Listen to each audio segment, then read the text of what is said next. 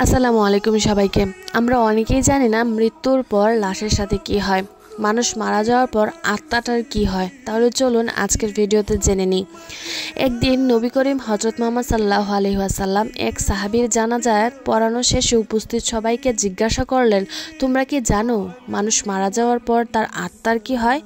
তখন উপস্থিত সাহাবাগণ বললেন, আল্লাহ এবং তার রাসূলই ভালো জানেন। নবীজি সাল্লাল্লাহু আলাইহি ওয়াসাল্লাম বললেন, শোনো তবে, যখন মানুষের মৃত্যুর সময় হয় তখন সে ফেরেশতাকে দেখে ভয় পায়, কিন্তু সে যদি ঈমানদার হয় তার মৃত্যু ফেরেশতারা হাসি মুখে সালাম দেন এবং মৃত্যুপ্রায় মানুষটির দিকে তাকিয়ে বলেন, হে পবিত্র আত্মা, তুমি তোমার পালনকর্তার ক্ষমা ও ভালোবাসা গ্রহণ করো এবং এই দেহ থেকে বের হয়ে আসো। মুমিনের আত্মা যখন বের হয়ে আসে এবং সে কোনো ধরনের ব্যথা বা বেদনা অনুভব করে না। নবীজি সাল্লাল্লাহু আলাইহি ওয়াসাল্লাম উদাহরণ দিয়ে বলেন, মনে করো একটা পানির জগ কানায় কানায় পূর্ণ হয়ে যাওয়ার পর উপর থেকে এক ফোঁটা পানি যেমন নিঃশব্দে নিচে নেমে আসে, ঠিক তেমনি তার আত্মাও তার দেহ থেকে বের হয়ে আসে।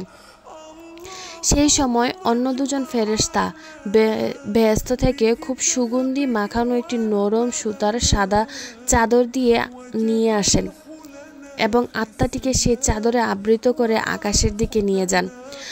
আকাশে পৌঁছালে অন্য ফেরেশতারা আত্মাটিকে দেখে বলে, সুবহানাল্লাহ, কত সুন্দর আত্মা, কত সুন্দর ঘ্রাণ, এই আত্মাটি কার? উত্তরে আত্মা বহনকারী ফেরেশতারা বলেন, উনি হলেন অমুকের সন্তান অমুক। বাকি ফেরেশতাগণ তখন আত্মাটিকে সালাম দিয়ে জিজ্ঞাসা করেন, ওনার আমল কী ছিল? আত্মায় এত সুঘ্রাণ কেন? আত্মা বহনকারী ফেরেশতাগণ তখন বলেন, আমরা শুনেছি মানুষজন নিচে বলাবলি করছে উনি একজন উত্তম চরিত্রের, দয়ালু এবং পরোপকারী মানুষ ছিলেন।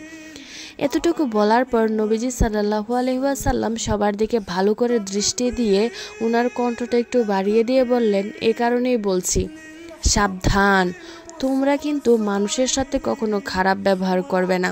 তুমি মারা যাওয়ার পর মানুষ তোমার সম্পর্কে যা যা বলবে, ওই আত্মা বহনকারী ফেরেশতারাও আকাশে গিয়ে ঠিক একই কথা অন্যদেরকে বলবে।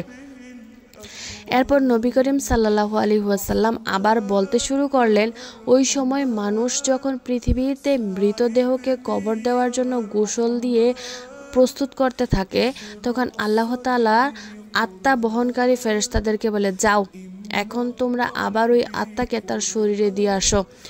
মানুষকে আমি মাটি থেকে বানিয়েছি, মাটির দেহেই তার আত্মাকে আবার রেখে আসো। সময় হলে তাকে আমি আবার পুনরায় জীবিত করব। তারপর মৃতদেহকে কবরে রেখে যাওয়ার পর মুনকার ও নকির নামে দুজন ফেরেশতা আসবেন। তারা মৃতের সৃষ্টিকর্তা, তার ধর্ম, নবী সম্পর্কে জিজ্ঞাসা করবেন। মুমিন বান্দা সেসব যথাযথ জবাব দেওয়ার পর মুনকার নাকির চলে যাবেন। তারপর আত্মাটি আবার অন্ধকার কবরে একা হয়ে যাবে। সে এক ধরনের আওয়াজের আশঙ্কায় অপেক্ষা করবে। কোথায় আছে, কি করবে, এমন অনিশ্চয়তা এসে তাকে ঘিরে ধরবে। এমন সময় সে দেখবে খুব সুন্দর এক লোক তার সাথে দেখা করতে এসেছেন। তাকে দেখার পর আত্মাটি ভীষণ মুগ্ধ হবে। এত মায়াবী ও সুন্দর তার চেহারা সে জীবনে কোনো দিন দেখেনি।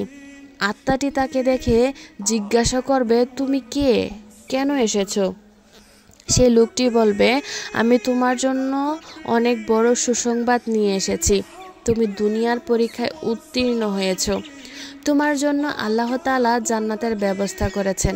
তুমি কি সেটা একটু দেখতে চাও? আত্মাটি ভীষণ খুশি হয়ে বলবে, অবশ্যই আমি তা দেখতে চাই।